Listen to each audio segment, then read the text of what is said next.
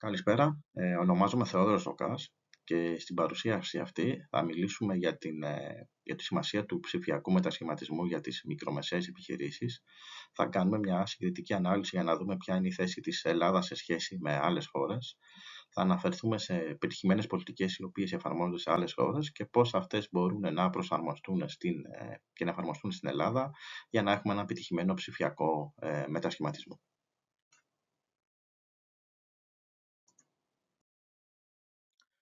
Η παρουσίαση αυτή βασίζεται στην δουλειά η οποία έχουμε κάνει στα πλαίσια του ερευνητικού έργου με τίτλο «Ψηφιακός μετασχηματισμός των ελληνικών μικρομεσαίων επιχειρήσεων». Είναι ένα έργο το οποίο υλοποιείται στο πλαίσιο της δράσης του ΕΛΙΔΕΚ, που είναι μέρος του Εθνικού Σχεδίου Ανάκαμψης και Ανθεκτικότητας Ελλάδα 2.0 και έχει και χρηματοδότηση από την Ευρωπαϊκή Ένωση. Αρχικά να μιλήσουμε λίγο, μια εισαγωγή, να δούμε για τη σημασία που έχει ο ψηφιακός μετασχηματισμός για τις μικρομεσαίες επιχειρήσεις.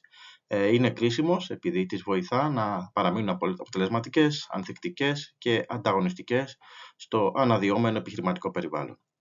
Ειδικά στην Ευρωπαϊκή Ένωση η σημασία του ψηφιακού μετασχηματισμού είναι πολύ μεγάλη, καθώς οι ΜΜΕ έχουν ανταγωνισμό, καθώς αποτελούν μέρος της ψηφιακής ενιαίας αγοράς της Ευρωπαϊκής Ένωσης. Σχετικά με τον ανταγωνισμό, αυτός είναι πάρα πολύ έντονος, δεδομένου ότι οι ευρωπαϊκές μικρομεσαίες επιχειρήσεις αντιπροσωπεύουν πάνω από το 99% όλων των επιχειρήσεων οι οποίες δραστηριοποιούνται στην Ευρωπαϊκή Ένωση. Οπότε καταλαβαίνουμε ότι σε αυτό το ανταγωνιστικό περιβάλλον, όπου οι ελληνικές μικρομεσαίες επιχειρήσεις πρέπει να ανταγωνιστούν αντίστοιχες επιχειρήσεις από άλλα κράτη, είναι σημαντικό να κατανοήσουμε τη θέση τους σε σύγκριση με τις υπόλοιπες αγορές. Είναι επίσης να δούμε τους τομείς στους οποίους υστερούν οι ελληνικές μικρομεσαίες επιχειρήσεις και έτσι να προτείνουμε κάποια μέτρα για να κλείσει αυτό το ψηφιακό χάσμα με βάση επιτυχημένα μέτρα και πολιτικές οι οποίες έχουν εφαρμοστεί σε άλλες χώρες της Ευρωπαϊκής Ένωσης. Ο ψηφιακός μετασχηματισμός δεν αποτελεί απλώς έναν παράγοντα ανάπτυξης για τις μικρομεσαίες επιχειρήσεις, αλλά αποτελεί ένα στρατηγικό πυλώνα της πολιτικής που έχει καθορίσει η Ευρωπαϊκή Ένωση, καθώς θεωρεί ότι είναι ζωτικής σημασίας για την οικοδόμηση μιας πιο ανταγωνιστικής, βιώσιμης και συνεχτικής ευρωπαϊκής οικονομίας ως το έτος 2030. Μέσω του ψηφιακού μετασχηματισμού, οι μικρομεσαίες επιχειρήσεις μπορούν να αυξήσουν την αποδοτικότητά τους, να μειώσουν το κόστος και να επιταχύνουν την καινοτομία. Αυτές οι δυνατότητες τους επιτρέπει να συμμετέχουν πιο αποτελεσματικά σε διασυνοριακές αγορές και στις παγκόσμιες αλυσίδες αξίας, ενισχύοντας έτσι τη βιομηχανική ανταγωνιστικότητα της Ευρωπαϊκής Ένωσης. Η Ευρωπαϊκή Ένωση έχει θέσει τη στρατηγική, η οποία ονομάζεται Ψηφιακή Δεκαετία 2030, και σε αυτή καθορίζει κάποιους σαφείς, αν και μάλλον φιλόδοξους στόχους, για τον ψηφιακό μετασχηματισμό των ΜΜΕ ως σημαντικό πυλώνα του ευρύτερου σχεδίου της Ευρώπης για την ενίσχυση της τεχνολογικής κυριαρχίας της και της ανταγωνιστικότητάς της. Οι στόχοι, οι οποίοι έχει θέσει η Ευρωπαϊκή Ένωση για το 2030, περιγράφονται στο κείμενο που ονομάζεται Ψηφιακή Πυξίδα, ο Ευρωπαϊκός Δρόμος για την Ψηφιακή Δεκαετία. Και σχετικά με τις επιχειρήσεις, βλέπουμε ότι οι στόχοι είναι ότι το 75% των εταιριών της Ευρωπαϊκής Ένωσης θα πρέπει να χρησιμοποιούν υπηρεσίες σχετικές με cloud computing, τεχνική νοημοσύνη και μεγάλων δεδομένων. Θα πρέπει να αυξηθούν οι δραστηριότητες και η χρηματοδότηση με στόχο να διπλασιαστούν οι unicorns στην Ευρωπαϊκή Ένωση. Και πάνω από το 90% των μικρομεσαίων επιχειρήσεων να φτάσουν τουλάχιστον στο βασικό επίπεδο ψηφιακής έντασης. Θα μιλήσουμε αναλυτικά αργότερα για αυτό το στόχο. Για την επίτευξη αυτών των στόχων έχει σχεδιαστεί μια σειρά με πρωτοβουλίες με βάση την υποστήριξη της Ευρωπαϊκής Ένωσης, η οποία χρηματοδοτείται μέσω διάφορα προγράμματα όπως ενιαίας αγοράς, της ψηφιακής Ευρώπης και τον Ταμείο Συνοχής, με στόχο να αναπτύξουν και να προωθήσουν τη χρήση των ψηφιακών δυνατοτήτων σε διάφορους τομείς στις οποίες ασχολούνται οι μικρομεσαίες επιχειρήσεις. Για την παρακολούθηση της προόδου των κρατών μελών χρησιμοποιείται ένας δείκτης, ο οποίος ονομάζεται δείκτης ψηφιακής οικονομίας και κοινωνίας, Digital Economy and Society Index ή αλλιώς DESI. Και ειδικά για τις μικρομεσαίες επιχειρήσεις, για τη μέτρηση του ψηφιακού τους μετασχηματισμού, γίνεται η χρήση ενός δείκτη που ονομάζεται δείκτης ψηφιακής έντασης, Digital Intensity Index ή αλλιώς DII, ο οποίος αξιολογεί την έκταση στην οποία οι εταιρείες χρησιμοποιούν τις ψηφιακές τεχνολογίες στις δραστηριότητές τους. Ο δείκτης αυτός υπολογίζεται με βάση δεδομένα από έρευνα που διεξάγει η Ευρωπαϊκή Ένωση και οι κάθε χώρες για τη χρήση των τεχνολογιών της πληροφορικής και των επικοινωνιών και το ηλεκτρονικό εμπόριο στις επιχειρήσεις. Ο δείκτης αξιολογεί όλες τις επιχειρήσεις με 12 κριτήρια ψηφιακής τεχνολογίας και έτσι κάθε κριτήριο αξίζει ένα βαθμό. Έτσι κάθε επιχείρηση ανάλογα με το πόσο από αυτά τα κριτήρια έχει επιτύχει λαμβάνει μια συνολική βαθμολογία η οποία μπορεί να κυμανθεί μεταξύ 0 και 12 και είναι αυτή η οποία αντικατοπτρίζει την ψηφιακή της ένταση.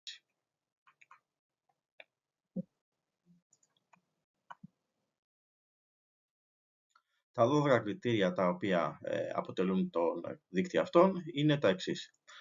Το πρώτο είναι σχετικά ότι περισσότερο από το 50% των απασχολούμενων στην επιχείρηση να έχουν πρόσβαση στο διαδίκτυο για επαγγελματικούς σκοπούς. Η μέγιστη ταχύτητα λήψης της σταθερής σύνδεσης στο διαδίκτυο να είναι τουλάχιστον 30 Mbps. Ο κύκλος εργασιών πωλήσεων από ηλεκτρονικό εμπόριο να είναι τουλάχιστον 1%.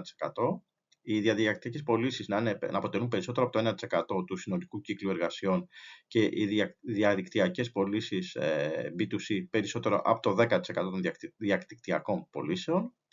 Να διαθέτουν διαδικασίες σχετικά με μέτρα, πρακτικές και διαδικασίες για την ασφάλεια των τεχνολογιών πληροφορικής και επικοινωνιών. Να ενημερώνουν τους εργαζόμενους τους για υποχρεώσεις σε θέματα που σχετίζονται με την ασφάλεια σχετικά με τα ΤΠΕ, να χρησιμοποιούν τουλάχιστον 3 μέτρα ασφάλειας ΤΠΕ, να παρέχουν εκπαίδευση στο προσωπικό τους για την ανάπτυξη των δεξιοτήτων στις ΤΠΕ, να απασχολούν ειδικούς ΤΠΕ, να χρησιμοποιούν οποιαδήποτε τεχνολογία τεχνικής νοημοσύνης, να παρέχουν στους εργαζόμενους απομακρυσμένη πρόφαση στα συστήματα του ηλεκτρονικού ταχυδρομείου τα έγγραφα που χρησιμοποιούν ή στις εφαρμογές της επιχείρησης και να μπορούν να διεξάγουν κάποιες απομακρυσμένες συναντήσεις μέσω του διαδικτύου. Έτσι, μετρώντας τον αριθμό των τεχνολογιών που χρησιμοποιούνται από τις επιχειρήσεις, έχουν οριστεί διαφορετικά επίπεδα του DII, τα οποία ορίζονται ως εξής. Αρχικά έχουμε αυτό που είδαμε σαν ένα κριτήριο, το βασικό κριτήριο, το οποίο απαιτεί τη χρήση των τουλάχιστον 4 από τις τεχνολογίες τις οποίες είδαμε. Και μετά υπάρχουν κάποια άλλα επίπεδα. Το πολύ χαμηλό είναι οι επιχειρήσεις οι οποίες χρησιμοποιούν μεταξύ 0 και 3 μόνο τεχνολογιών. Το χαμηλό είναι οι επιχειρήσεις που χρησιμοποιούν μεταξύ 4 και 6 τεχνολογιών. Το υψηλό είναι επιχειρήσεις που χρησιμοποιούν μεταξύ 7 και 9 τεχνολογιών. Και το πολύ ψηλό είναι οι επιχειρήσεις που χρησιμοποιούν πάνω από 10 μέχρι και 12 από αυτές τις τεχνολογίες. Έτσι, ο δείκτης αυτός προκύπτει για κάθε χώρα, προκύπτει ως το ποσοστό των εταιριών σε κάθε από αυτές τις χώρες, οι οποίες έχουν επιτύχει τα διαφορετικά αυτά επίπεδα. Όπως είδαμε, ο στόχος για το 2030 σχετικά με τις μικρομεσαίες επιχειρήσεις είναι το 90% από αυτές να επιτύχουν τουλάχιστον το βασικό δείκτη, το βασικό επίπεδο. Δηλαδή να έχουν τουλάχιστον 4 από αυτά τα 12 κριτήρια τα οποία είδαμε προηγουμένως. Κοιτώντας τα αποτελέσματα για το 2025, βλέπουμε ότι το 73% των μικρομεσαίων επιχειρήσεων στην Ευρωπαϊκή Ένωση έχουν φτάσει τουλάχιστον στο βασικό επίπεδο ψηφιακής υιοθέτησης. Αν κάνουμε μια σύγκριση με τις μεγάλες επιχειρήσεις, βλέπουμε ότι εκεί πέρα το ποσοστό είναι 98%. Βλέπουμε ότι υπάρχει μια διαφορά γύρω στο 25% μεταξύ των δύο ομάδων αυτών των επιχειρήσεων. Επιπλέον, μεταξύ των μικρομεσαίων επιχειρήσεων, μόνο το 6% έχει καταφέρει να πετύχει το πολύ υψηλό επίπεδο ψηφιακής υιοθέτησης, ενώ το 27% έχει φτάσει σε υψηλό επίπεδο. Κοιτάζοντας τα αντίστοιχα νούμερα για τις μεγάλες επιχειρήσεις, βλέπουμε ότι το 41% βρίσκεται σε πολύ υψηλό επίπεδο και το 46% σε υψηλό επίπεδο.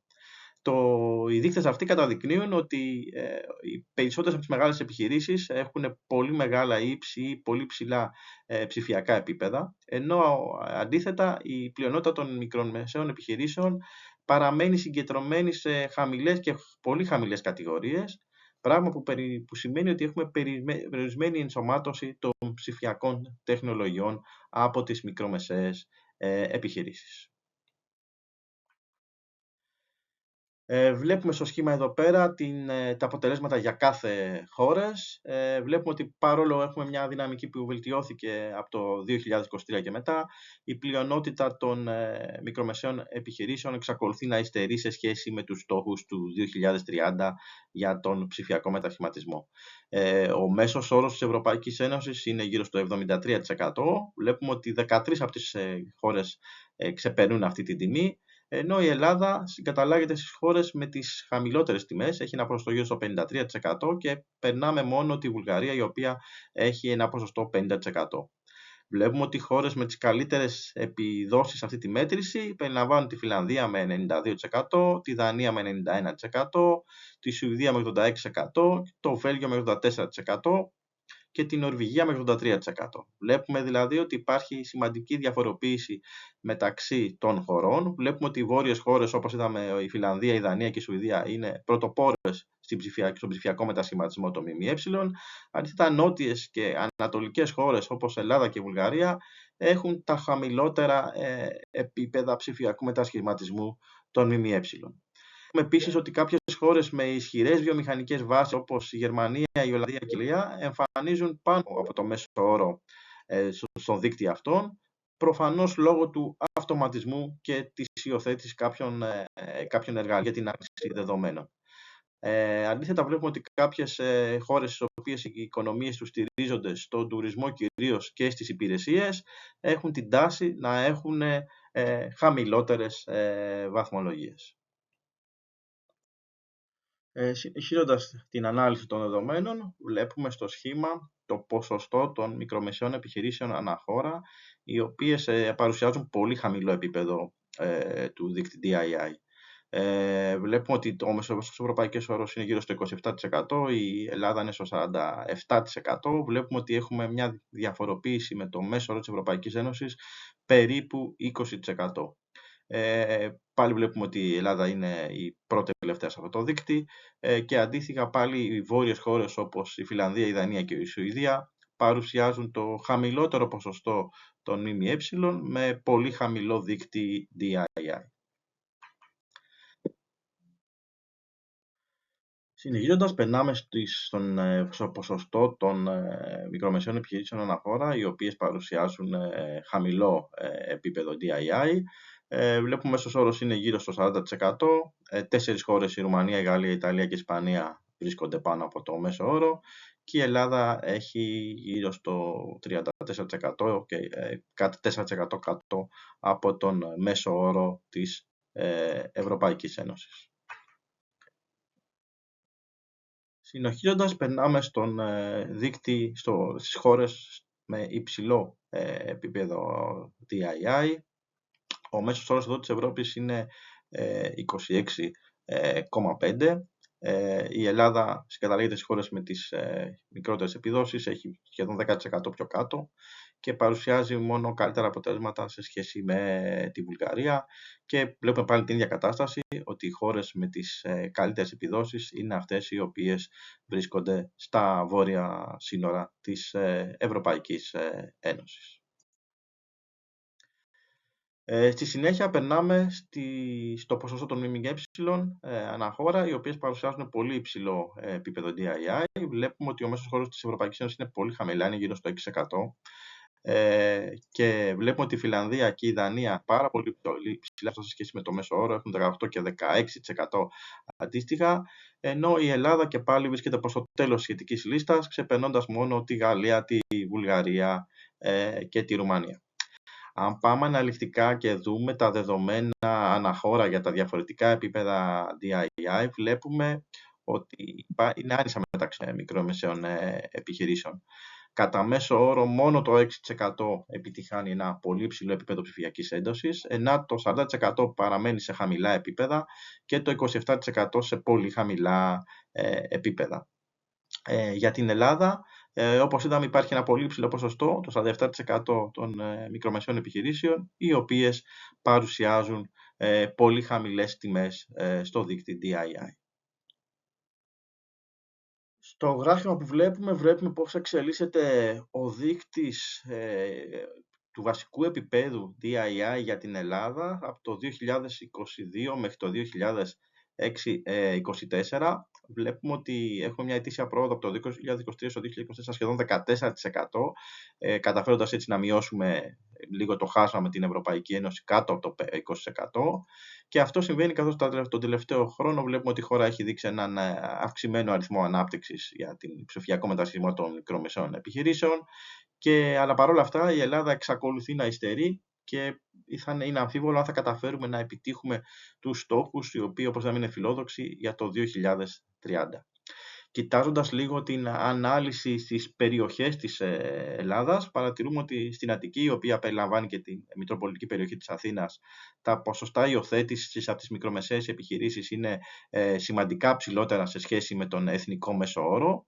Και αυτό κυρίως οφείλεται λόγω στην μεγάλη συγκέντρωση ΜΜΕ, οι οποίες έχουν και μεγαλύτερα μεγέθη στην Αττική, η καλύτερη συνδεσιμότητα των ΜΜΕ και η εγκύτητα σε επιχειρηματικές υπηρεσίες και η δυνατότητα να έχουν πρόσβαση σε ανθρώπινο κεφάλαιο.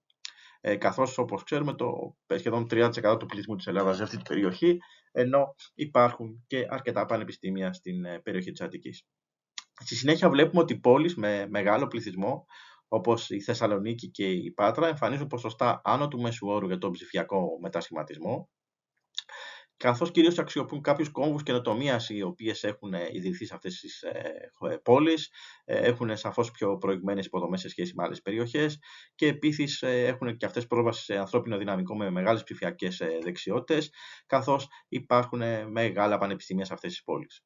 Κοιτάζοντας την κατάσταση στην υπόλοιπη ηπειρωτική χώρα, βλέπουμε ότι η ψηφιακή υιοθέτηση είναι σχετικά μέτρια και πάλι στις μεγαλύτερες πόλεις παρουσιάζουν μεγαλύτερες τιμές του δείκτη σε σχέση με τις υπόλοιπες περιοχές. Ειδικά στις αγροτικές περιοχές βλέπουμε ότι η υιοθέτηση είναι πάρα πολύ χαμηλή, λόγω κυρίως του μικρότερου μεγέθους των ΜΜΕ, των ασθενέστερων ψηφιακών υποδομών και της έλλειψης των ανθρώπινων πόρων.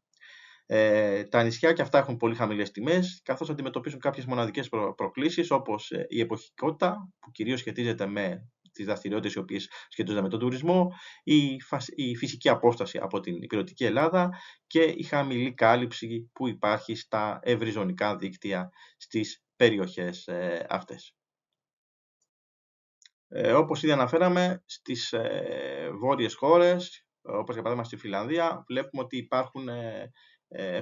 παρουσιάζουν τους ψηλότερους δείκτες του δείκτη DIE μεταξύ των χωρών της Ευρωπαϊκής Ένωσης. Πήραμε σαν παράδειγμα στα πλαίσια αυτής της παρουσίασης τη Φιλανδία, έχουμε κάνει την ανάλυση για υπόλοιπες χώρες, στην εργασία που έχουμε κάνει. Και ειδικά για τη Φιλανδία, η βιβλιογραφία δείχνει ότι για τον ψηλή αυτή τιμή που παρουσιάζει σε σχέση με το δείκτη, μπορεί να αποδοθεί σε έναν συνδυασμό από διάφορους παράγοντες, οι οποίοι είναι οι μακροπρόθεσμες εθνικές πολιτικές οι οποίες παρουσιάζει η χώρα, η επιχειρηματική κουλτούρα η οποία έχουν οι επιχειρήσεις στη Φιλανδία και οι προηγμένες ψηφιακές υποδομές στις οποίες έχει επενδύσει η χώρα. Για να δούμε λίγο καλύτερα τι συμβαίνει στη χώρα, προχωρήσαμε στην εξέταση και άλλων μετρήσεων του δείκτη DESI. Βλέπουμε στο σχήμα το επίπεδο ψηφιακών δεξιοτήτων των ατόμων και βλέπουμε ότι η μετρική αυτή για τη Φιλανδία δείχνει ότι είναι στο 80%, ενώ ο μέσος όρος της Ευρωπαϊκής Ένωσης είναι 56%. Η Ελλάδα και πάλι είναι κάτω από το μέσο όρο με 52%. Βλέπουμε δηλαδή ότι υπάρχει ένα πολύ ψηλό ποσοστό πληθυσμού το οποίο έχει τις βασικές ψηφιακές δεξιότητες, που σημαίνει ότι οι ΜΜΕ μπορεί να έχουν πρόσβαση σε μεγαλύτερο ποσοστό του εργατικού δυναμικού, το οποίο έχει αυξημένες δεξιότητες και την ικανότητα της υιοθέτησης των νέων τεχνολογιών. Επίσης, κοιτώντας άλλους δείκτες, βλέπουμε ότι οι μικρομεσαίες επιχειρήσεις στη Φιλανδία παρουσιάζουν το υψηλότερο ποσοστό, ένα 37% των επιχειρήσεων, οι οποίες παρέχουν εκπαίδευση στο προσωπικό τους με σκόπο την ανάπτυξη ή την αναβάθμιση των δεξιοτήτων των τεχνολογιών πληροφορικής και επικοινωνιών.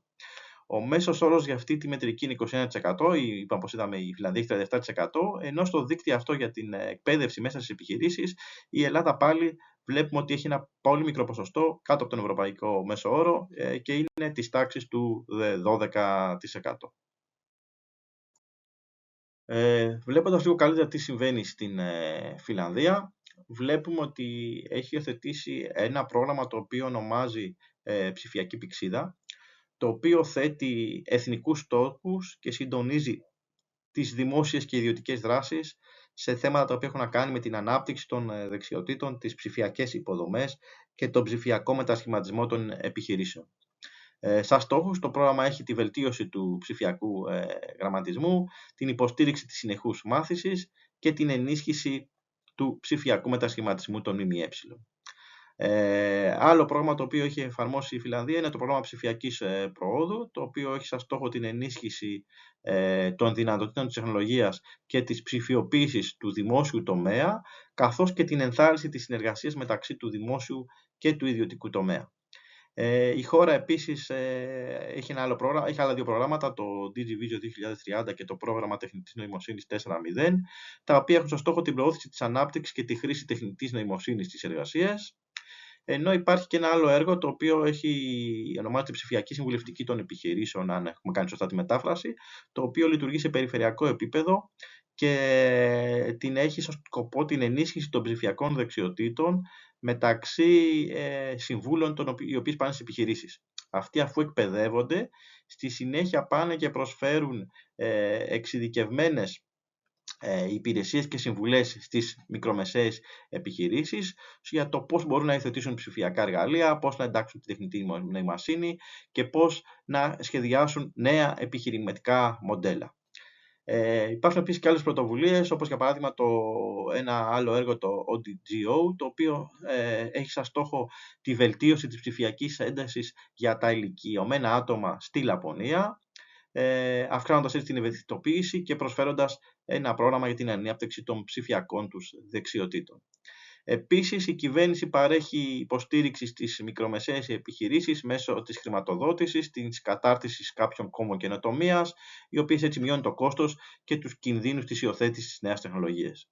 Έτσι, όλες αυτές οι συντονισμένες εθνικές στρατηγικές, από τις οποίες είδαμε μερικές, βασίζονται σε ισχυρές συμπράξεις δημόσιο και ιδιωτικό τομέα, στη συνεχή μάθηση, σε περιφερειακές πρωτοβουλίες οι οποίες λαμβάνονται, και όλο αυτός ο συνδυασμός έχουν καταφέρει να επιτρέψουν στις φιλανδικές μικρομεσαίες επιχειρήσεις να αυξήσουν τις ψηφιακές τους δεξιότητες και να κάνουν τη Φιλανδία, όπως είδαμε, έναν από τους πρωτοπόρους στην Ευρωπαϊκή Ένωση σε σχέση με την ψηφιακή ικανότητα των κατοίκων τους και επίσης την υιοθέτηση των σχετικών τεχνολογιών από τις μικρομεσαίες επιχειρήσεις. Προσπαθώντας να δούμε ποιες είναι οι βασικές παράμετροι οι οποίες έχουν υιοθετηθεί από την Φιλανδία και την έχουν βοηθήσει να αναπτύξει τόσο τις ψηφιακές δεξιότητες, βλέπουμε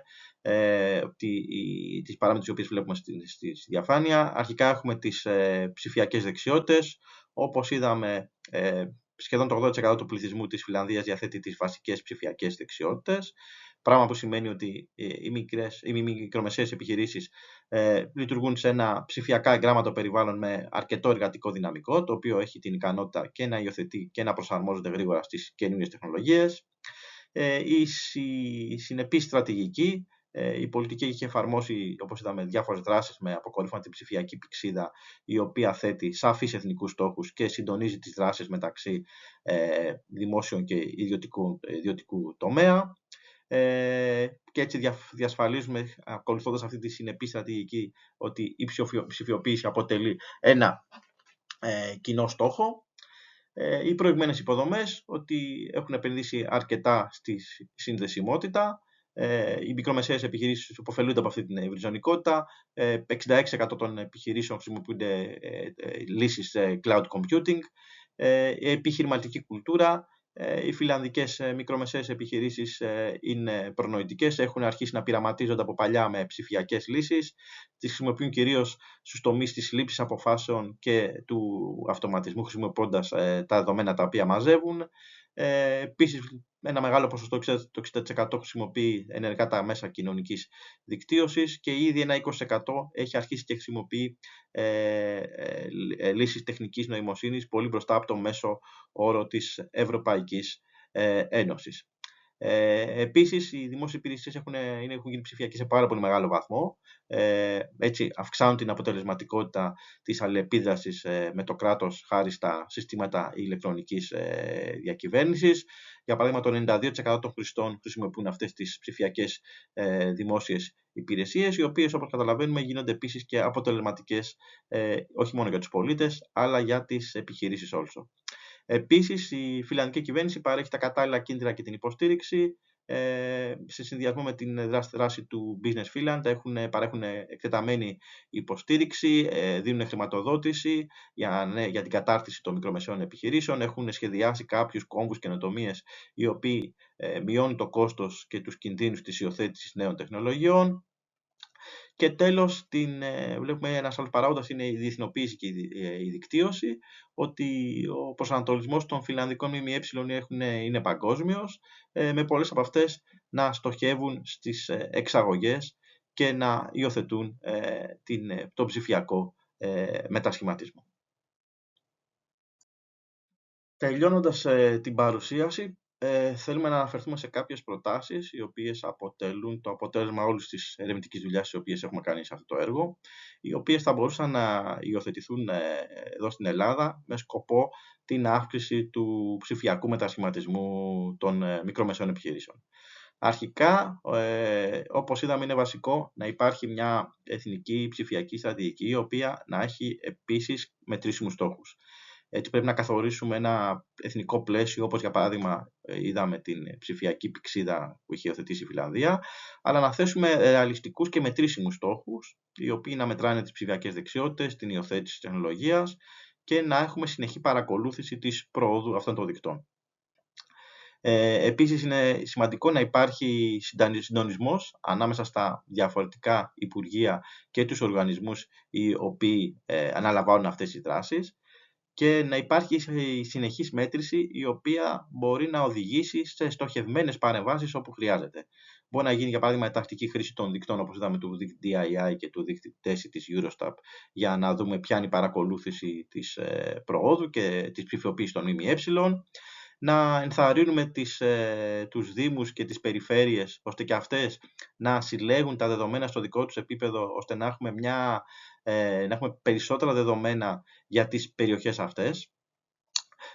Να αναπτυχθούν εργαλεία συγκριτικής αξιολόγησης, τα οποία θα επιτρέπουν με εύκολο τρόπο στις μικρομεσαίες επιχειρήσεις να αξιολογούν την ψηφιακή τους ωριμότητα και να εντοπίσουν τομείς βελτίωσης.